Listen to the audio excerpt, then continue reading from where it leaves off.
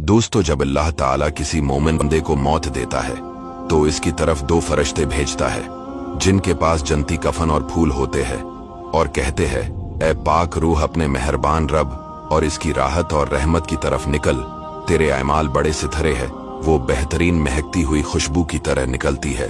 इधर आसमान के किनारों पर फरिश्ते कहते हैं, सुबहान अल्लाह, आज जमीन से पाक रूह आई है। वो जिस दरवाजे से गुजरती है वो खोल दिया जाता है और इसके बाद इस रूह को बारगाहे खुदाबंदी में हाजिर किया जाता है और इसके सजदा रेज होने से पहले फरिश्ते अर्ज गुजार होते हैं, ए मौला, तेरे इस बंदे को हमने वफात दी और तो खूब जानता है। रब फरिश्तों से कहता है, इसे सजदे को कहो, बस वो जान सजदा रेज हो जाती है। फिर अल्लाह ताला हजरत मैकाइल अलैहिस्सलाम को बुलाकर इरशाद फरमाता है, इस जान को मोमिनीन की जानों के साथ शामिल कर दो। चिनाची इसे कब्र में लौटाकर कब्र को 70 हाथ लंबाई और 70 हाथ चौड़ाई में वसात दी जाती है। इसमें फूल बखेर दिए जाते हैं और रेशम बिछा दिया जाता है और अगर उसे कुछ कुरान याद होता है तो वही इसके लिए कब्र में नूर बन जाता है।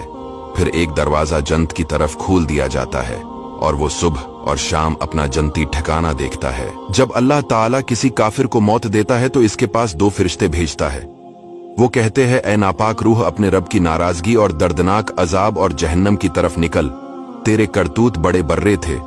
वो निहायत बदबूदार मुर्दे की तरह निकलती है। हर आसमान के किनारों पर फरिश्ते कहते हैं, अल्लाह पाक है, जमीन से कैसी बदबूदार खबीस रूह निकल के आ रही है। इसके लिए आसमानी दरवाजे नहीं खोले जाते।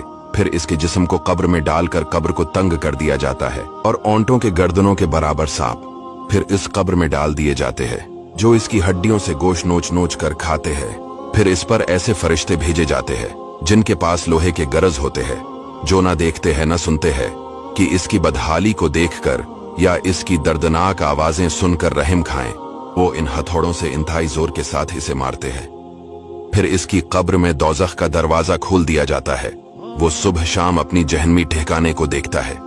वो जहन्नम को देखकर अल्लाह ताला से सवाल करता है कि मुझे इसी कब्र में रहने दे ताकि बादी क़ियामत जहन्नम के अजाब में मुब्तला ना हुओं। दोस्तों, वीडियो को शेयर जरूर कीजिएगा।